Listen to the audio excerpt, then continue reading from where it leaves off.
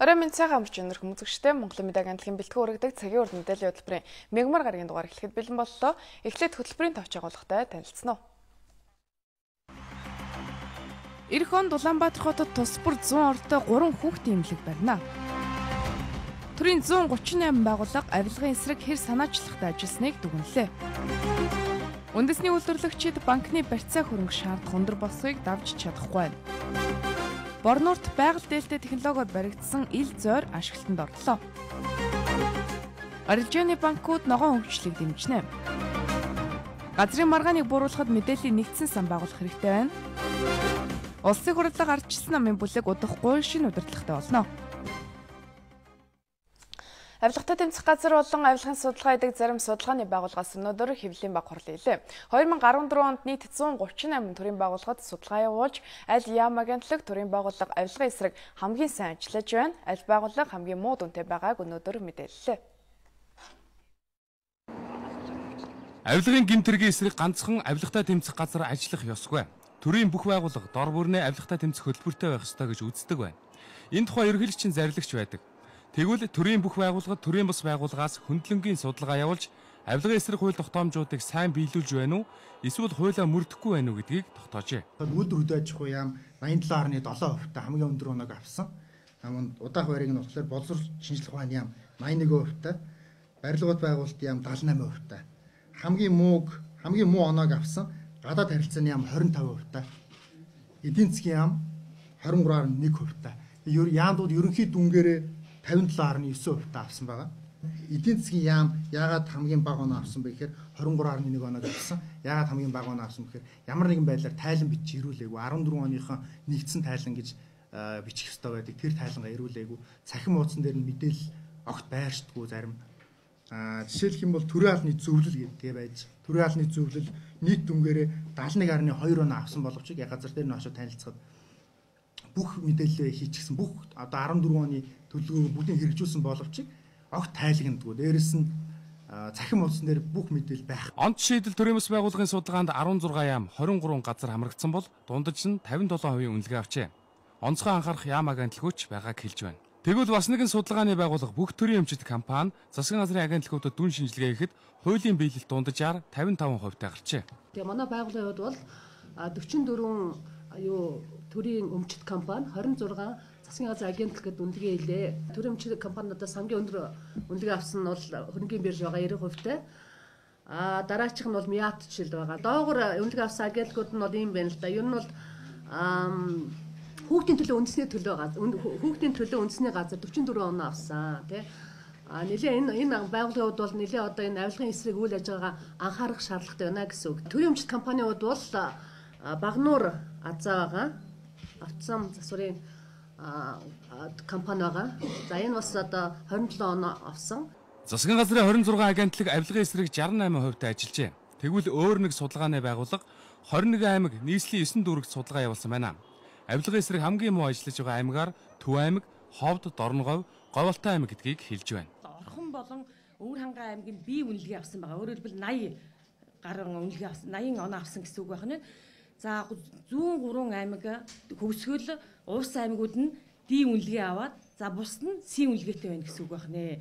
За дүүргүүдээс аваад үзэх юм бол захын 3 дүүрэг бол одоо F үнэлгээтэй байна гэсэн үг. Өөрөөр хэлбэл 50 гаруй оноо л авчихна гэсэн үг.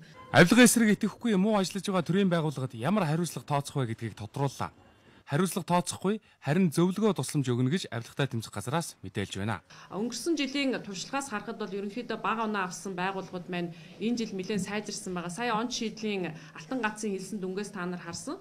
Жишээ нь их хурлын байгууллагуудын 10 пунктээр дээшилсэн байна.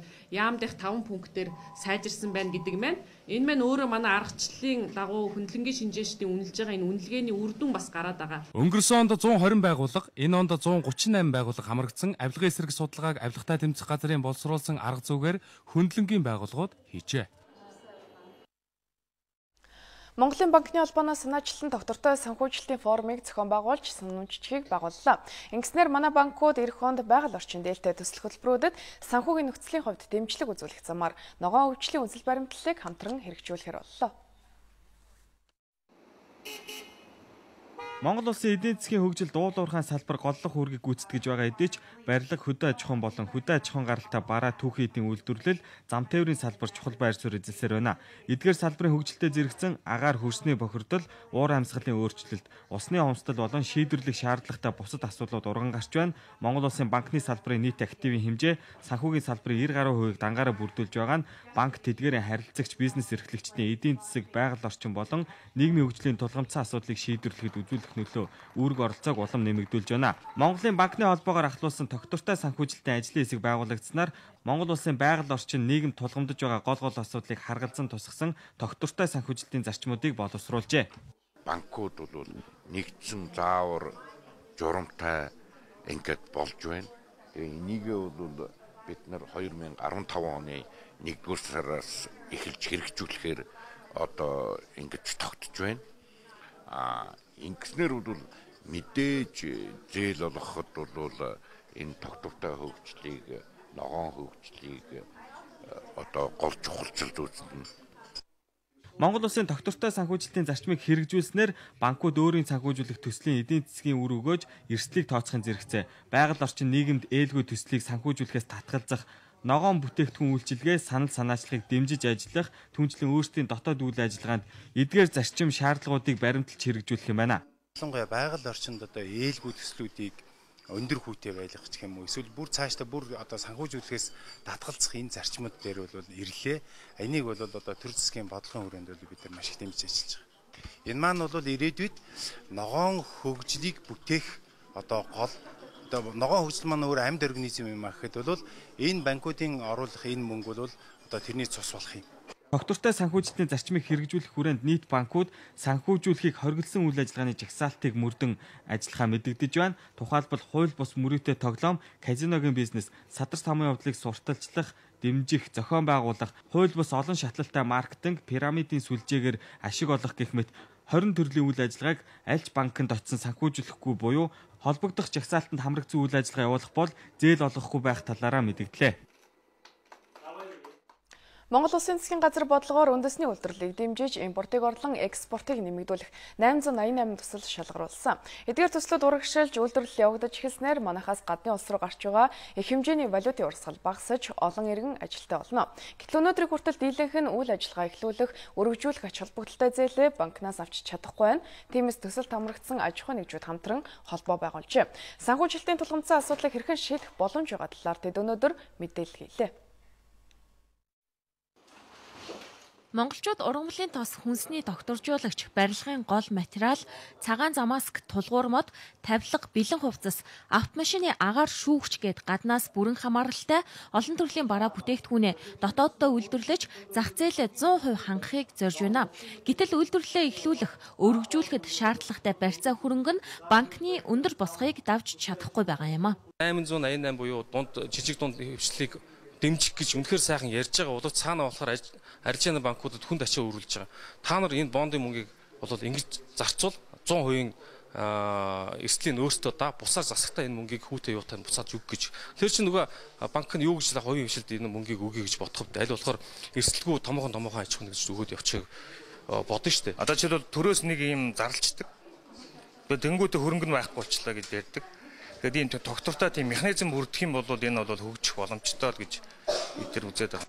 Зээл авч чадахгүй хугацаа алдахын хэрээр анх хүссэн санхүүжилт нь нэмэгдэх эрсдэл байгаа. Иймээс засгийн газар зээлийн батлан даалтын санг нэмэгдүүлж асуудлыг нааштайгаар шийдэх боломжтой гэж харж байна. Нэг 5 тэрбум төгрөгийн объект үлээхэд за банк өөрөө 1.5-аар үнэлээд эрсдлийг нь даалаа. Өөрөө зээлээ өглөө. Төр дээр нь тэрийг нэмээд дахиад нэг 2 тэрбумаар төр батлан даадаг ч юм уу тийм ээ. Иймэрхүү байдлаар зүгээр биднийг мөнгөтэй болгоод өгч. Тэгэх юм бол бид өөрсдөө хүсээгүй тэр бүх юма хийгээд гадны их усрөөч гэсэн санхүүжилтөд босгоод явах бүрэн боломжтой. Одоо байгаа зээлийн батлан даалтын сан 250 хүртэлх сая төгрөгийг л хариуцдаг. 888 төслөөс ердөө 60-аад нь л энэ санд хамрагдсан. Цаашид батлан даалтын санг төрөөс нэмэгдүүлэх боломж байгаа эсхийг үйлдвэржилтийг дэмжих төслийг хариуцаж байсан яамны дэд сайдаас тодруулсан юм а. Тэр нь энэ батлан даалтын цангийг одоо 1-2 одоо тэрбум болгох боломж болцоо ер нь байгаа гэж та харж байна. Ер нь судлаад үзэх боломж хэрэг. Болно. Энэ бол засгийн газар бас нэг баталгаа гаргаад ингээд явах юм бол бизнес эрхлэгч улсууд тэртээ дөрөв хяналтаар ингээд шүүгдэж явж байгаа учраас харьцангуй одоо хэрэгжих магадaltaй ийм төслүүдэд олгогдно. Тэр нь өөрөөр эрсдэл тийм өндөр биш гэсэн үг байна. Үндэсний үйлдвэрлэлийг дэмжихэд нийтдээ 4.1 их 80 төгрөг шаардлагатай. Гэтэл өнөөдрийн байдлаар арилжааны банкны шаардлага шалгуурыг хангаж зээл авсан 160-аад аж ахуйн нэгжил байгаа юм а. Тэд нийтдээ 170 тэрбум төгрөгийн зээл авчээ. Нийслэл эрхчлэлийн төсвөөр 12 сургууль цэцэрлэгийн цогцлбор 3 дүүрэгт 100 ортой хүүхдийн эмнэлэг барихаар боллоо. 2015 оны төсөвт суусан 540.9 тэрбум төгрөгийн хөрөнгийг өмнө нь хэрэгжүүлж эхэлсэн томоохон бүтээн байгуулалтыг үргэлжлүүлэхэд болон нийгмийн асуудлыг шийдвэрлэхэд зарцуулна.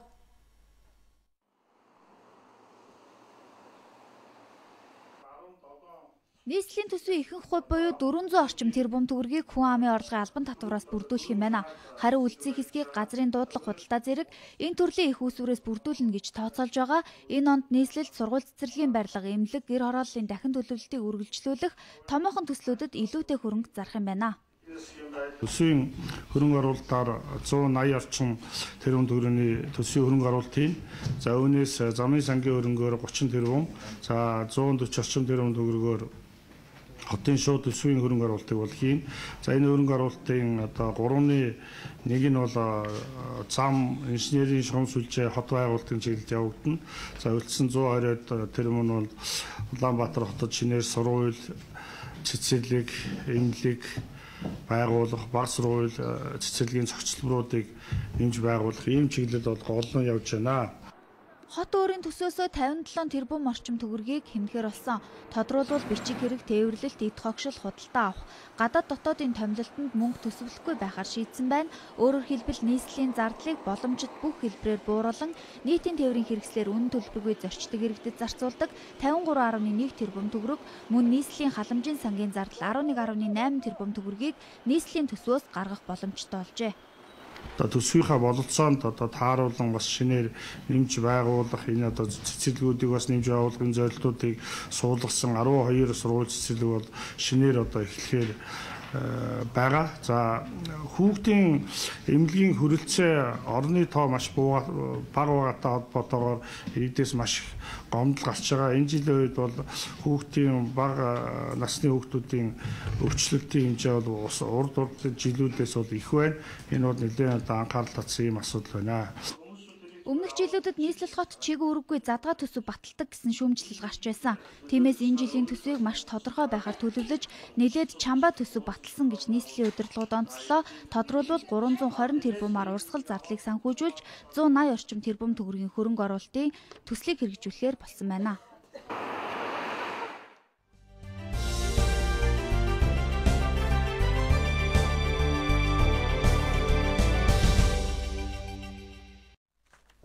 Цагаарт мэдээллийн хөтөлбөр улс төрийн хүрээнд өрнөж үйл явдлын мэдээлэлээр үргэлжилж байна. Засгийн газар 15 яам 26 агентлагийнхаа орон тоог 15%-аар бууруулах шийдвэр гаргалаа. Энэ нь төсвийн мөнгийг хэмнэх ажлыг засгийн газар өөрөөсөө эхлүүлэх ажлын нэг хэсэг юм байна. Түүнчлэн шилэн дансны хуулийн хэрэгжилтийг хангах журам засгийн газрын даваа гарагийн хуралдаанаар батлагджээ.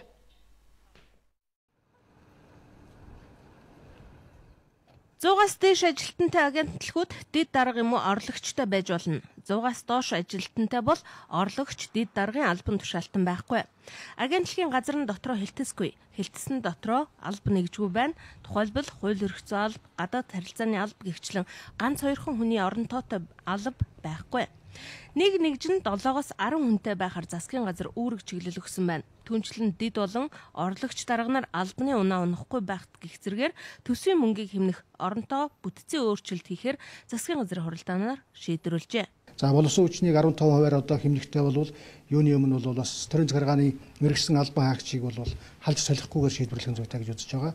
За дээр нь бол одоо зарим төрийн чиг үүргийг бол хувийн хвшил болон олон нийтийн төрийн бус байгууллага шилжүүлэх замаар одоо бас хэмнэлтийг хийж болно гэсэн ийм зүйлүүдийг бол энэ авсан арга хэмжээгээр тусгалаа. Тэгээд үндсэндээ бол одоо 15 онд бол Монгол улсын засгийн газрын бүх яам агентлагууд бол орон тооны хувьд бол 15%-аар бол хэмнэгдэх нэ.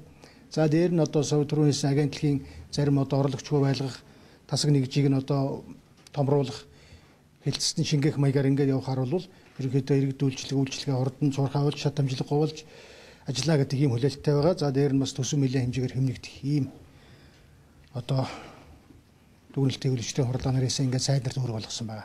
2015 оны 1 сарын 1-ээс эхлэн Монгол Улсын ерөнхийлөгчийн санаачилсан шилэн дансны тухай хууль хэрэгжинэ. Энэ хууль хэрэгжих болсонтой холбогдуулан хуулийн хэрэгжилтийг хангах журмыг баталлаа. 2015 оны 1 сарын 1-ээс эхлэн төрийн байгууллагууд вебсайт болон мэдээллийн самбартаа төсвийн мөнгийг хэрхэн зарцуулж байгаа мэдээллүүдэд тавих болно. Харин 2016 оны 6 сараас өмнө сангийн яам нэгдсэн нэг том шилэн дансны вебсайтыг нэх үүрэг хүлээсэн байна.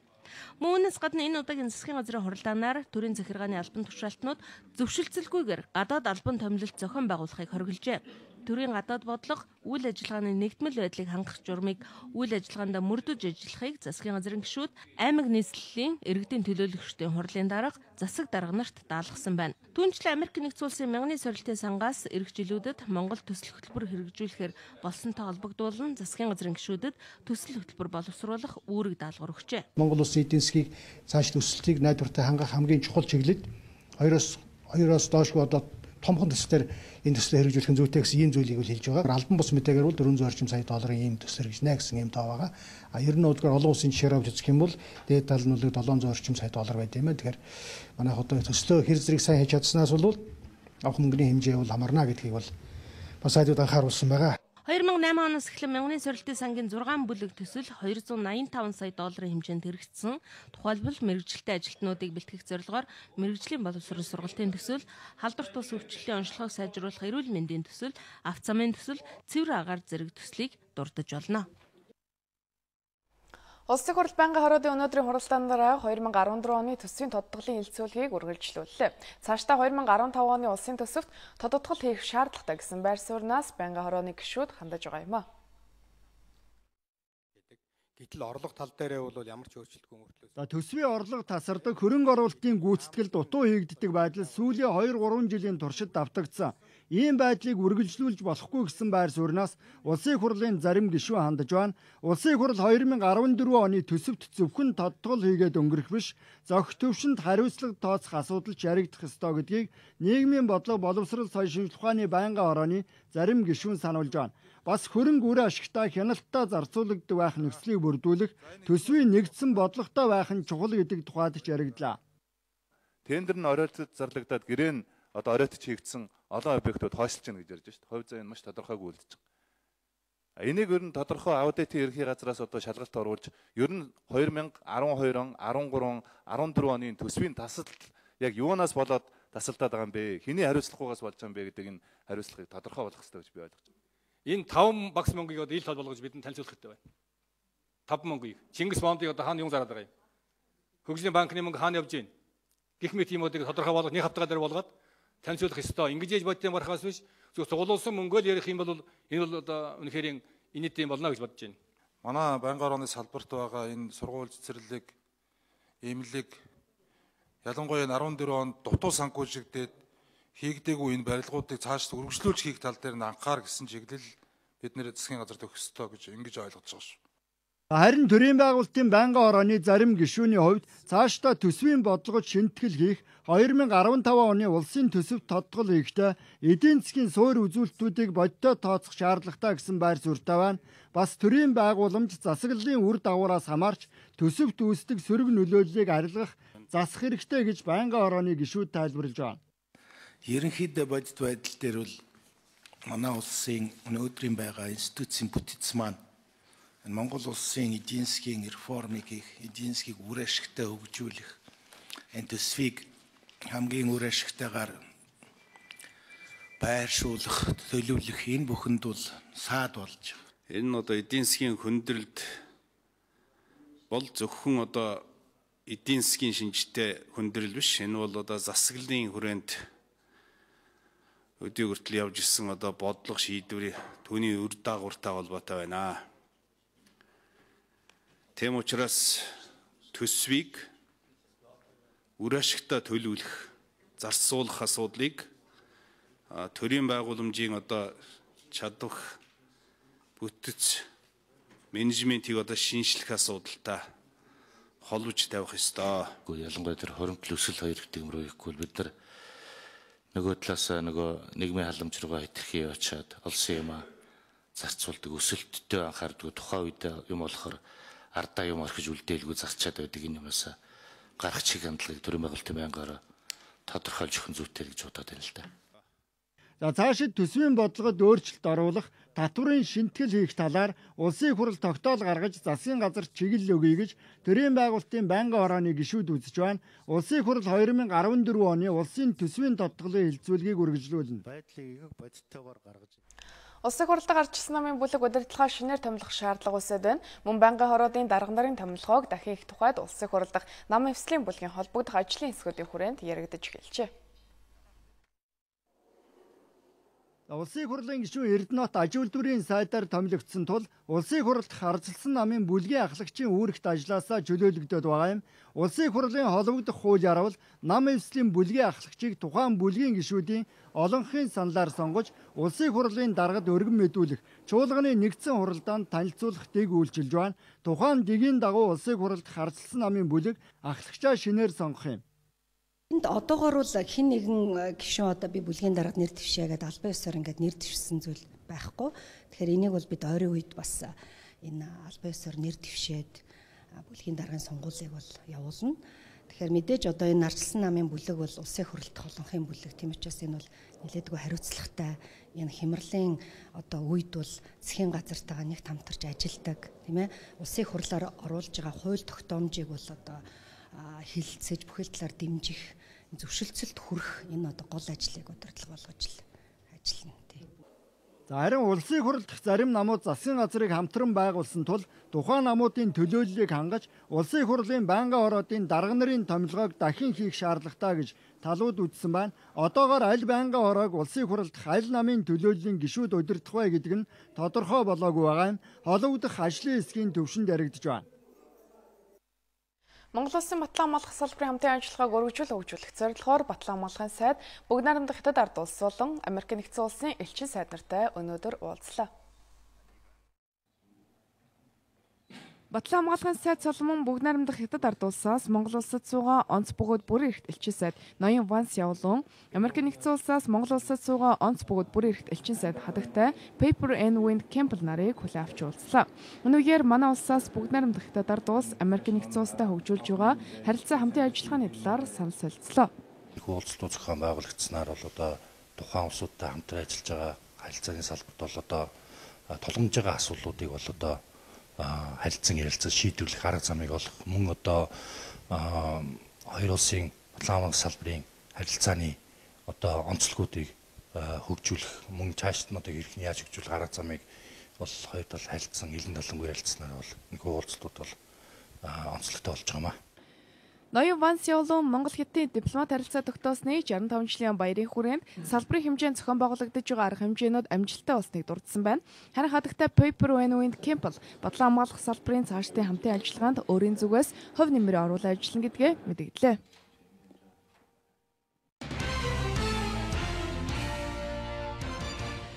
Монгол Улсын шинжилгээ ухааны академиас олон нийтийг соён гэгэрүүлэх, шинжилгээ ухааныг олон нийтэд сурталчлан таниулах эрхэм зорилгын хүрээнд академичдын цуврал лекцийг жил бүр уламжлалгон зохион байгуулдаг.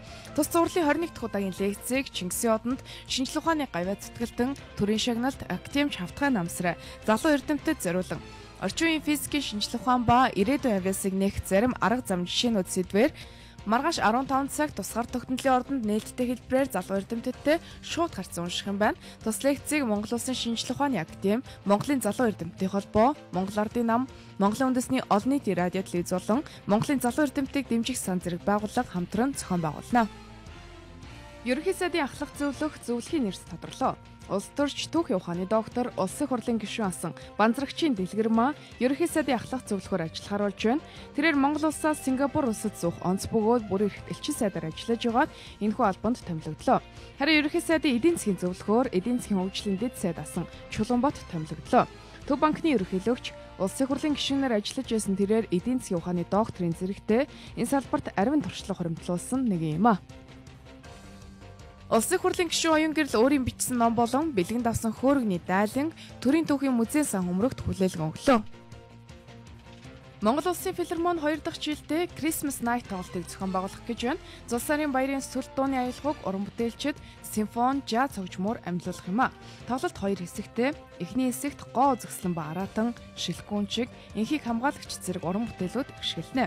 Харин 2 дахь хэсэгт дэлхийн жаз хөгжмүүдээр хүмүүрийн сэтгэл тоногшсон шинэ жил зул сарын аялгау дуунуудыг өөр хэмнэлээр танилцуулах юм байна. Ирэх 27 дахь тоглолтод Улсын филармоны найрал хөгжимчид болон дуучид мөн Баян монголчууд уран бүтээлчид оролцсноо. Өнгөрсөн 7 хоногийн хугацаанд нийслэлийн дүүргүүдийн эрүүл мэндийн байгууллагад нийт 73 мянган хүн үзлэгт хамрагдсанаас 8500 тохиолдол буюу 11.7% нь томоо төсд өвчтэй байсан байна. Энэ нь өнгөрсөн 7 хоногийн дунджаас 1.7%-аар өнгөрсөн оны мөн үеэс 4.3%-аар тус өссөн үзүүлэлт юм а. Нийт өвчлөлтийн 80%-ыг тэгээс 9 насны хүүхдүүд эзэлж, хүүхдийн түргэн тусламжийн 51% нь томоо тусд өвчтэй гэж онцлогдсон гэдгийг нийслэлийн эрүүл мэндийн газраас мэдээллээ. Хаан улдүргийн нутаг дэвсгэрт үйл ажиллагаа явуулдаг 12 автосасвар 15 хотхны 35 автомашины крашуудад 2014 оны 12 дугаар сарын 5-ны өдрөөс 12 дугаар сарын 16-ны өдрүүдэд гамшигаас хамгаалах болон галын аюулгүй байдлын хяналт шалгалтыг дүүргийн онцгой байдлын хэлтсээс зохион явуулжээ. Шалгалтын явцад нийт 64 зөрчил дутагдлыг илрүүлэн газар дээр нь 21 зөрчлийг арилгуулan албан шаардлагыг өргүүлсэн байна. Автомашины крашуудад хяналт шалгалтыг явуулахад гал унтраах анхан шатны багаж хэрэгсэл стандартын дагуу байрлуулаагүй, авралтын зам гарцыг хааж машин дээр байрлуулсан, гал илрүүлэх тохиолдлын систем ажиллахгүй зэрэг зөрчил дутагдал илэрч байсан тул гал төмөр гарсан үед ихэнх хэмжээний хохирол учрах магадлал өндөр байжээ.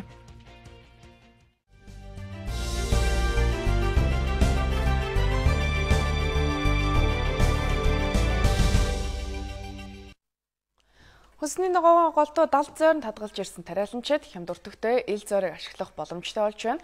Төв аймгийн Борноор суманд Япон улсын хөрөнгө оруулалтаар анх удаа Монголын байгаль цагуурт тохирсон ил зойрыг хүлээлгэн өглөө. Борнуурын иргэд мал аж ахуй газар тариалангаар амьдралаа өөд татаж ирсэн. Өнгөрсөн жил ариун ургац хураан авсан ч хадгалах зойр савгүй бэрхшээлтэй тулдаг. За тэгвэл хөдөө аж ахуйн үйлдвэрлэл шинжлэх ухааны ололт нэвтрүүлэх төв Японы JICA байгууллагатай хамтран ил зойрны технологиг нэвтрүүлэх төслийг хэрэгжүүлэн өнөөдөр хүлээлгэн өглөө. Монголд голдуу газар доорх нүхэн зойрууд байдаг. Бидний хэрэгжүүлж байгаа төслийн хүрээнд баригдаж байгаа ил зойр байгаль эколог дээлтэй материал ашиглаж дотор агаарыг тогтмол хянаж байдгаар онцлогтой. Энэ төсөл амжилттай хэрэгжүүл бид газар тариалангийн бүс нутгуудад ил зойр байгуулах иргэд аж ахуйн нэгжүүдийг дэмжиж ажиллах болно. Бол одоо гадаа 15 байхдаа дотор 7 хасах 7 хөрөгтийн төмс хөлжсөн байгаа. Одоо бол доторх одоо температурыг өөрчлөөд тий одоо үлээх тех одоо халдуунаар үлээх одоо тийм доторх температур байг өөрчлөлт одоо систем тавина. Тэгтэр гадаа одоо 15 биш 20 25 хүрнэ тэр үед бол доторх одоо нэг төмс ахаад одоо хэдэн градусдах хөлдөг ийм технологи одоо стандарт тийг бол одоо бий болгох одоо зорилготой байна. 10 Hz 15 метрийн хэмжээтэй энэ зойрыг Японы 2 мэргэжилтэн Бармаш компани барилгачтай хамтран барьж хүлээлгэн өгсөн байна. За сэндвичийн зойрыг барихад 220 сая төгрөгийг зарцуулж доторх бүх дулаалгын материалыг Японоос оруулж ирсэн байна. За төслийн хүрээнд Витара сортын шинэ ургацын 2 тонн төмсийг хадгалах технологийн туршилт хийгдэж байгаа юм байна. Манайхан одоо олон фермерүүд, аж ахуйн нэгжүүд, иргэдүүд маш их хэмжээний ногоо тариалж байгаа. Тэгээд хөвчлэн төмсөө хадгалах зойруудтай тэгээд бусад одоо сонгон болон үнд сүрт ногоо байцаа хадгалах зойрын хангамж бол хүрэлцэн хангамж дутагдaltaй байдаг. Улсын хэмжээгээр зөвхөн бидний тооцоогоор бол 390-с 400 орчим тонн төмс хүнсний ногоо хадгалах юм зойрын хүчин чадал байх шаардлагатай байдаг. За өнөөдрийн байдлаар улсын хэмжээгээр 180 орчим мянган тонн төмс хүнсний ногоог ямар нэг байдлаар одоо 3-аас 6 дээдл 8 сар хүртэл хадгалж байна. Тэгэхээр манай орны нөхцөлд хүүтэн сэрүүн өвлийн улирал төмс хүнсний ногоог хадгалж чанар сайтай хадгалах, цаашдаа хэрэглэх хугацааг уртасгахад энэ зойрын хангамж хүчин чадал бол онцгой чухал. Энэ зойронд 100 тонн төмс хадгалах боломжтой. Цаашдаа дан төмс гэлтэхгүй байцаа сонгон зэрэг газарт үндэслэн ургах бүх төрлийн ногоог хадгалах юм байна. За зөвхөн ногоо хадгалах зорилтоор ашиглаа зогсохгүй хүнсний ногоог боловсруулж савлан эцсийн бүтээгдэхүүн болгон хэрэглэгчдийн гарт хүрэх тариаланчдад сургалт мэдээлэлээр хангах бүсийн жижиг төв болгон өргөжүүлэх юм байна.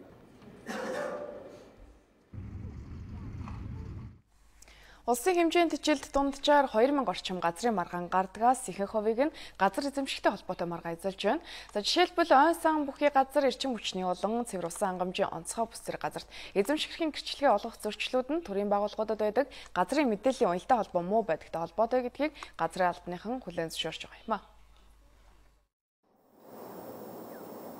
Өнгөрсөн онд л гэхэд улсын хэмжээнд 2034 газрын маргаан гарснаас 58% нь газар эзэмшигтэй холбоотой, 34% нь өмчлөгтэй холбоотой маргаан байжээ.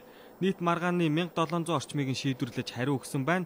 Иргэд зөвшөөрлгүй хашаа сунгах, нийт эзэмшлийн талбайг зөвшөөрлгүй ашиглах, орон сууцны нэг давхрын өргөтгөл хийх зэрэг үйлдэл гаргаснаар газрын маргаан үүсдэг байна. Шүүх шатанд бол одоо энэ маргаан шийдвэрлэж байгаа юу нь бол одоо өсөх хандлагатай байгаа. Иргэний болон захиргааны иргэн шүүхтэр бол маргаан их гарч байгаа.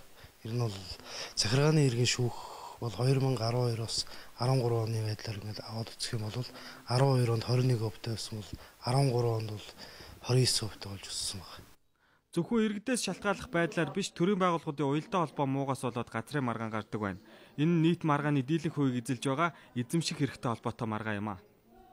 Ашигт малтмалын газар чинь жишээлбэл тусдаа мэдээлэл сантай. Кадастрын мэдээлэл сан байгаа бүртгэлийн тий ашигт малтмалын хайгуул юм бол ашиглалын хэсэг бүртгэдэг. Мөн одоо газрын харилцаа гэдэг зураг зүүн газар дээр бол 21 аймаг нийслэлийн мэдээлэл сан одоо ингэ зохицуулж ажилладаг. Жишээ нь 21 аймаг бүр тусдаа мэдээлэл сантай. Тэгээд мөн ногоо хөгжлийн яам ч юм уу тий одоо бусад энэ засгийн газраар тогтоодог энэ газрууд нь өөрөө энэ манай газрын кадастрын мэдээлэл сан бүртгэгддэг байхгүй зарим нь. Үүнээс болж бас маргаан үүсэх хандлагатай байгаа. Төрийн байгууллагууд дээр байгаа мэдээллүүд нь нэгдмэл биш байгаа энэ байдлыг өөрчилж нэгдсэн мэдээллийн системтэй болох хэрэгтэй гэж газрын харилцаа геодит зураг зүүн газрын мэрэгчлэлтэн хэлж байна. Ингэснээр хаана газар эзэмшиж болох эсэх нь салбар бүрт тодорхой болж давхардал үүсэхгүй болно. Ингийн тулд эхлээд хууль журмандаа өөрчлөлт оруулах шаардлагатай байгааг ч хэлж байна. Зөвхөн энэ онд л гэхэд Тэнгэр даатгал компани 280 орчим сая төгрөгийг осол гэмтэлд өртсөн иргэдэд нөхөн төлбөр болгон олгожээ. Энэ нь манай улсад гэмтийн осол тэр дундаа хөдөлмөр хамгааллын аюулгүй байдал зөрчснөөс үүдсэн гэмтэл өндөр байгаагийн тод жишээ юм а. Тиймээс Тэнгэр даатгал компани өөрийн харилцагч 45 байгууллагын мэргэжилтнүүдэд хөдөлмөрийн аюулгүй байдлын сургалт зохион байгууллаа.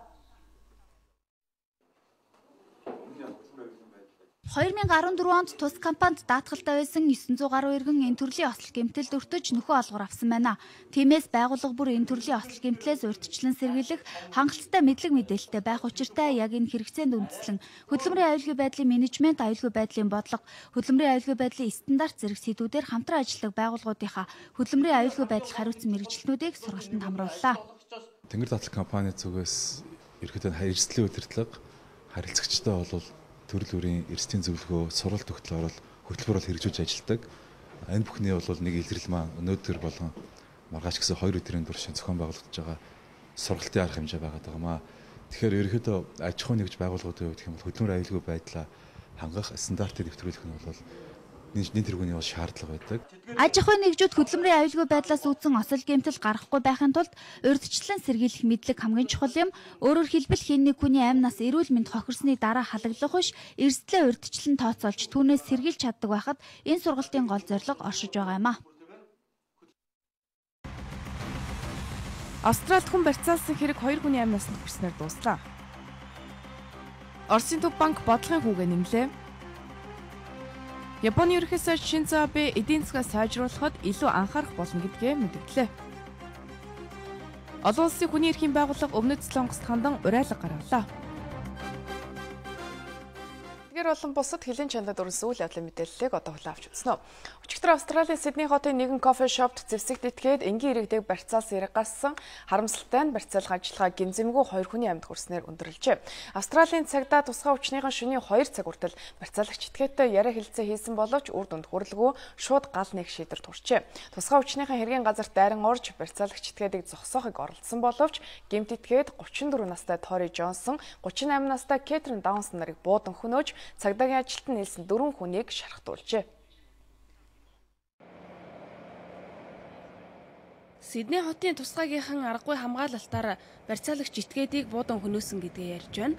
За барьцаанд 17 хүн байснаас 2 налагдаж 4 нь шархагдсан байгаа юм а. Хүн барьцаалах ажиллагааг явуулсан этгээд нь өөрийгөө исламын шашны лам хэмээн тодорхойлж 1996 онд Иран улсаас Австралид улс төрийн орогнол хүсч очсон 50 настай Мен Харн Монис болох нь тогтоогдсон байна. Тэрээр өмнө нь салсан эхнэрийнхэн амь насыг хохироосон хэрэгт хамсааднаар татагдж байсан юм байна. Мөн олон удаагийн бэлгийн хүчирхийллийн шинжтэй хэрэгээр шалгагдаж Афганистанд амь өргөцсөн Австрали цэргүүдийн гэр бүлийнхэнд дарамт үзүүлэх маягийн загтал илгээснийхээ төлөө шийтгэл хүлээж байсан нь тогтоогджээ. Одоогоор Австралийн цагдаагийнхан Сидней хотод олон хүн барьцаалсан энэ хэргийн цаад шалтгааныг тодруулахаар мөрдөн шалгалт явуулж байгаа юм байна. За цагдаагийнхан барьцаалагч итгээдийг лалын хит даврах үзлийн нөлөөнд автсан байж болзошгүй гэж сэжиглэж байна. За барьцаалах ажиллагааны үеэр араб бичгтээ хар далбааг барьцааны 2 хүн кофе шопын цонхоор харуулсан. За далбааны бичиг нь Аллахаас өөр бурхан байхгүй гэсэн утгатай байсан нь лалын хит даврах үзлийн нөлөө энд байна гэдэг эхний дүгнэлт гаргаад байгаа юм а. За Австралийн ерөнхий сайд мэдэгдэлдээ барьцаалагч итгээд гэмт хэргийн олон удаагийн үйлдэлтэй оюун санааны хувьд тогтворгүй байжээ. Тиймээс тэрхүү барьцаалагч итгээд лалын улсын бэлэг тэмдгээр өөрийнхөө үйлдэлийг халахлахыг оролцсон байж магадгүй юм а гэдгийг онцолсон байна. За одоогийн байдлаар Австралийн Сидней хотын Гигэмеригийн сүмд хохирогч иргэдийн арга гэрт эмгэнэл илэрхийлэх, тэдний дурсгалыг хүндэтгэн цэцэг өргөх ёслол болж байна. Мөн Камбера дахь парламентын ордны дээрх төрийн далбааг хагас бүхийлгсэн байна. За Австралийн ерөнхий сайд Тони Эббот өнөөдөр үдээс хойш Сидней хотноо хэргийн газраар зочлон хохирогчдын дурсгалыг хүндэтгэн цэцгийн баглаа өргөж байна. Мөн хохирогчдын арга гэрийнхэнд хандан эмгэнэл илэрхийлсэн байна. Үүнээс гадна исламын шашны хамтын нийгэмлэгийн удирдлагууд хохирогчдын дурсгалыг хүндэтгэх ёслолд нэгдэн хохирогчдын арга гэрийнхэнд эмгэнэл илэрхийлцгээж байна. Мөн австралчууд исламын шашныхантай эв санаа нэг гэдгээ харуулахад сошиал орчныг ашиглан Twitter, Facebook-ээр 112 мянга гаруй дэмжсэн санал сэтгэгдэл хүлээж авсан байна. Оросын албаны улсын төв банк үндэсний мөнгөн тэмдэгт рублийн ханшийн уналтыг саруулах зорилгоор бодлогын хүүгээ 6.5%-аас 17% болгон нэмэгдүүлжээ. Барууны орнуудын хориг арга хэмжээ дэлхийн зах зээл дээрх газрын тосны үнийн уналтаас үүдэн Оросын рублийн Америк доллартай харьцах ханш сүүлийн жилүүдэд байгаагүй доогуур үзүүлэлтийг харуулж байгаа. Тиймээс Оросын холбооны улс мөнгөн тэмдэгтийн үнэгүүлийг зогсоох, инфляц хөрөгдөхөөс сэргийлэхийн тулд шуурхай арга хэмжээ авахаас өөр аргагүй байдалд ороод байгаа юм а. Өмнө нь Оросын төв банк үндэсний мөнгөн тэмдэгт рублийн ханшийг тогтворжуулахын тулд рубль худалдаа авах арга хэрэгэлсэн боловч төдийлөн үр дүнд хүрээгүй учраас энэ удаад бодлогын хүүгээ дахин нэмлээ. За Оросын албаны улсын төв банк рублийн ханшийг тогтворжуулахад 2014 онд 70 тэрбум Америк доллар зарцуулсан байна. Дэлхийн зах зээл дээр газрын тосны ханш 60 Америк доллар болж буурсан нь эрчим хүчний экспортоос хамааралтай Оросын эдийн засагт таагүй нөлөө үзүүлж байгаа юм а. Саяхан Дэлхийн банк 2015 онд дэлхийн зах зээл дээр газрын тосны ханш сэргэхгүй бол Оросын эдийн засгийн өсөлт 0.7%-аар буурч магадгүйг анхааруулсан юм а. За хөрөнгө оруулагчид Оросын эдийн засгийн хямрал Оросыг тогтворгүйжүүлж, ерөнхийлөгч Путин барууныхантай хил амаа ололцоход улам хүнд болох эрсдэлтэй гэдгийг тооцоолж, за Оросын хувьцаанаас бол татгалзаж байна. За Оросын экспортын 70 гаруй хувийг газрын тос байгалийн эзэлдэг. Тиймээс Москва төсвөө тэнцвэржүүлэхийн тулд газрын тосны ханшийг 100 Америк долларт барих шаардлагатай байгаа юм а. Хэдийгээр төв банк нь бодлогын хүүгээ нэмсэн ч гэсэн газрын тосны ханш эх онд одоогийн төвшөнд байвал Оросын эдийн засаг 4.5%-аар хумигдах төлөвтэй байна. Нэгдсэн үндэсний байгууллагын аюулгүйн зөвлөл Палестиныг тусгаар улс хэмээн хүлээн зөвшөөрөх товыг зарлах тухай хуулийн төслийг хэлэлцэж байна. Өөрөөр хэлбэл 2016 оны 11-р сар гэхэд Палестин тусгаар улс болж Израилийн эзлэл дүрмгийлэл эцэс болох тухай тогтоолын төслөөр аюулгүйн зөвлөл энэ 7 хоногт санал хураахаар төлөвлөж байна. За энэ санал хураалтанд Палестины ерөнхийлөгч Махмуд Аббас ихээхэн түлхэж өгч байгааг нэгдсэн үндэсний байгууллагын ойрогт орондын энхий үйл явцын тусгай зохицуулагч мэдгдсэн байна. Энэхүү тогтоолын төслийг батлах нь Израиль-Палестины аль аль нь мухардалд орсон энхий яриа хэлэлцээгээ сэргээхэд чухал ач холбогдолтой юм байна. Гэхдээ Палестиныг тусгаар улсаар зарлах эцсийн хугацааг товлох хуулийн төслийг аюулгүйн зөвлөлийн 15 гишүүн орны дөнгөж 7-нд дэмжиж байгаа.